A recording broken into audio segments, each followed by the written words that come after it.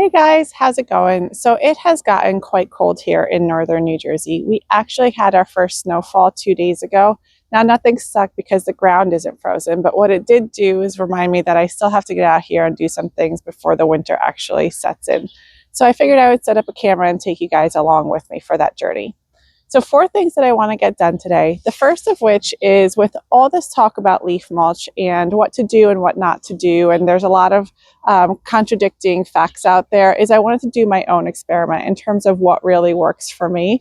So I wanted to start taking you guys along for that process. Now, obviously, I won't have the results of this experiment until the spring, but it needs to start right now.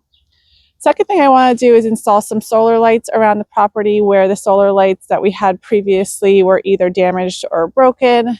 I also need to winterize some of my fountains and then talk about the process of healing in. So what that actually is and how that can be beneficial for you. So if any of that interests you, grab your coffee and stick around and let's get to work. So I figured let's get the nice easy tests out of the way first. So I figured let's start with the solar lights. So the solar lights along this staircase have really been damaged pretty badly. Obviously I have a puppy and he loves to kind of run all over the place other than where he's actually supposed to go, but that's okay. So they're pretty wonky. Half of them work, half of them don't work, and they just look atrocious. So I got these from Amazon. I'll link them below if you're interested. They had really good reviews and they seem to be really sturdy from what I had read online. So the other nice thing is not only can you use them with the stakes and actually put them in the ground, but you can also attach them to your wall outside if you choose to do so. So they give you plenty of stakes, and there are 8 of them in this box, and there are 8 stairs. So I'm just going to go ahead and put 1 at each stair.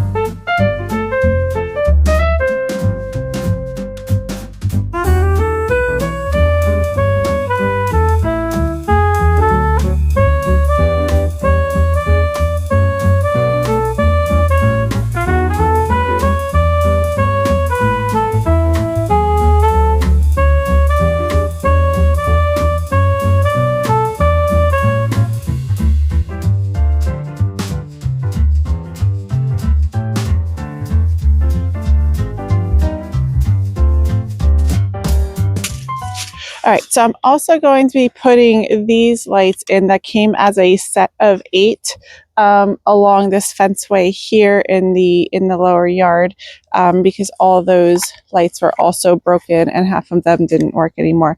Now, the one thing that I do like about these lights that I didn't necessarily like about the ones I installed on the staircase is these have an on-off switch, so you can see which way the switch is actually facing, whether it's on or off. I don't know if the camera is actually picking that up.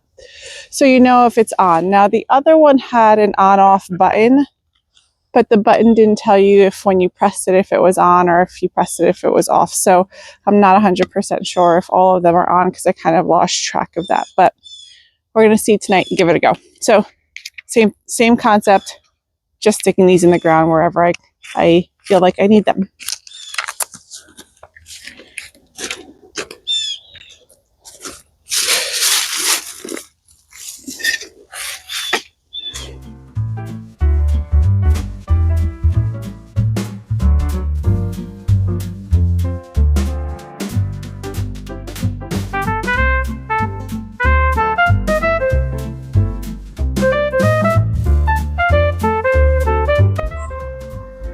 This weather is just not really cooperating with me here. All right, so here they are. They're nice and straight for now. We will see how long they stay straight. Because when you have a little bit of a doofus for a puppy. You just never really know. Okay, so now a fountain such as this one with the basin that is above ground is going to be slightly different. So this one comes in two parts. There's the bowl and there's the basin to it. Both are filled with water. I do not want water in any of these. So I'm going to remove all the water, which is going to be really fun because it's quite cold. So dunk all the water out of the bowl, and then I'm going to remove the bowl and I'm going to put it inside the shed.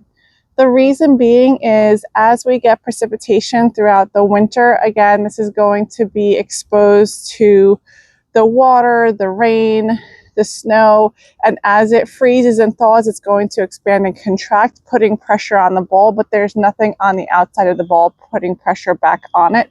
So it has a better chance of it cracking, and I don't want that to happen.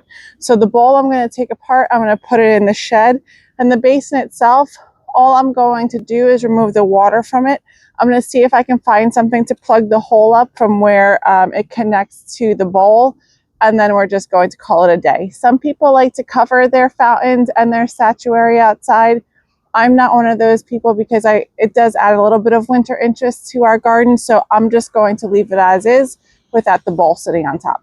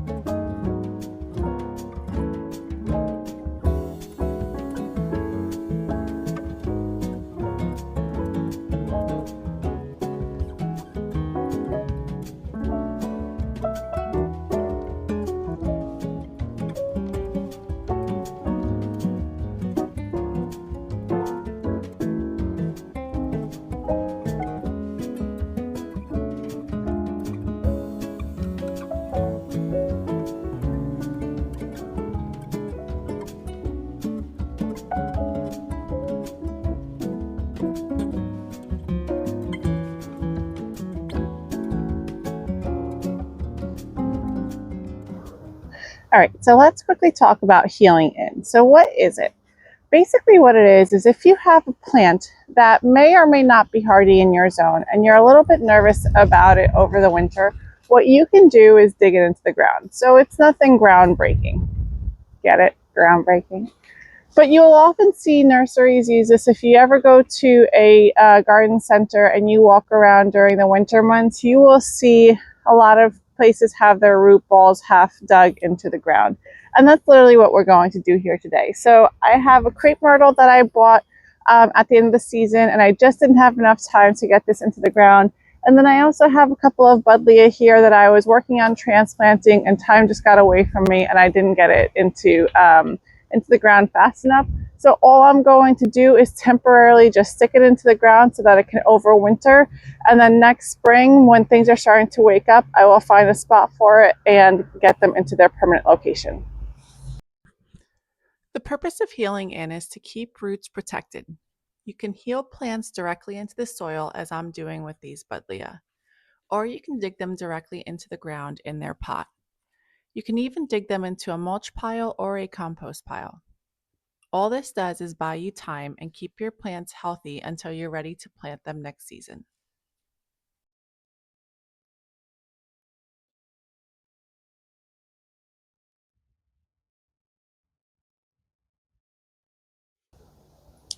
All right, guys, I did take a break and go inside and eat lunch, and now I'm back out here and ready to wrap up this task list. So we're going to finish off by doing my leaf mulch experiment. And so what do I mean by that? I think most of us know all the benefits that leaf mulch brings in terms of composting down, breaking down into your soil, improving the health of your soil, giving insects a place to live. And insects are so beneficial. And there are many areas of the country, or the planet, I should say, where a large percentage of the population of insects have died off. And for various reasons, whether that be getting lost, whether that be loss of habitat, whether that be use of insecticides. There are many, many reasons to that. So one of the things that you often hear about people talking about is leaving things up in your garden beds over the winter so that insects have a place to live. But for me, I think what I have found, and I think what a lot of people have found, is that there is so much contradicting information out there. So I'll give you guys an example of what I was going and looking through the other day. So I am scrolling through my Instagram feed and I see a woman, and she has taken all of her leaves and thrown them into a plastic, like sterilite type of container, and then she took her trimmer and broke down the leaves and then mulched it into her bed. And I was like, oh my God, what a great idea. I never even thought to use my trimmer to do that. And then literally in my next video, as I'm scrolling through, they're talking about how that is not a good way to do it because you could be throwing microplastics into your soil. And then, so I'm like, okay, if I want to mulch my leaves, then maybe what I'll just do is run the lawnmower over it to save some time, because it's probably a lot faster too. And then literally in the next video is a woman who is very knowledgeable, knows what she's talking about, gives a lot of good information, but then she's like, don't do that because you'll be killing all the insects. And so I kind of throw my hands up in the air, as I think many people do, in terms of what the right thing to do is. So for me, my experiment is going to be what my threshold is. So I'm going to take a couple different beds. One bed is not going to have any leaves in it at all. And for me, I don't love the look of leaves in your bed. So for me, I'm going to take the front bed going right into the entryway of my house, and I'm going to blow the leaves out completely and keep that nice and tidy. Then I'm going to take two other beds. And one of the beds, all I'm going to do is blow the leaves into it. I'm not going to do anything in terms of shredding it or anything like that. And then I'm going to take a third bed and I'm going to shred the leaves and use it as mulch in that. And for me, what that's going to do is I'm going to just see the pros and cons in terms of what that looks like throughout winter, what I can live with, and then what I need to do in spring, if anything at all. And what the benefits are going to be. Obviously, the benefits are going to be healthier soil, but also, has it saved me any time? Do I need to spend more time in spring cleaning it up? Is it going to look a mess once my daffodils and tulips start blooming and things of that nature? So again, follow me along in this journey throughout the winter into the spring if you guys are interested, and let's get to mulching.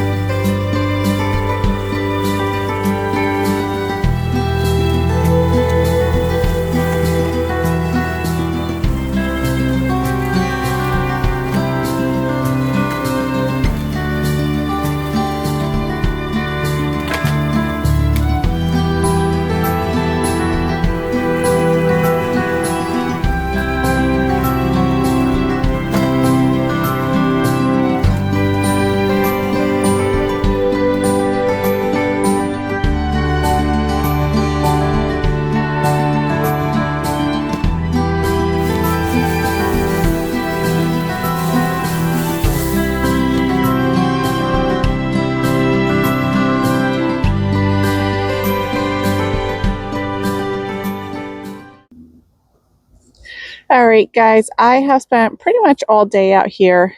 I think I look like I spent pretty much all day out here. But we finished our project with the leaves. Let me turn you around and show you what we got going on. So in this bed right here, I basically just blew the leaves into the bed. No crazy fuss, no nothing. We're going to leave these here. Same story here. cleaned up the gravel and just blew the leaves directly in here. Nothing fancy. And then lastly, this bed right here is where I put the leaves that I mulched up with the mower. Now, this did take me some time. I could have used a tractor, but that would have, while it would have been faster for me, it probably would have been more comedic relief for you guys. And so I figured I would just keep it simple and just use the handheld mower. Plus, with the handheld mower, I was able to get into places that I couldn't with the tractor. So with that, you know, like I said, some pros and cons. We're going to see what the spring looks like with some pros and cons already right off the bat. Obviously, this takes a lot more time to mulch everything up. You know, without having any leaves on it at all, it looks a lot more tidy, but you're missing out on the benefits of all the leaves. And then we'll see how the leaves decompose in the spring, or if I have to dig any of my early bloomers out. So with that, I'm going to leave you guys, and I will see you guys in the next video. Bye.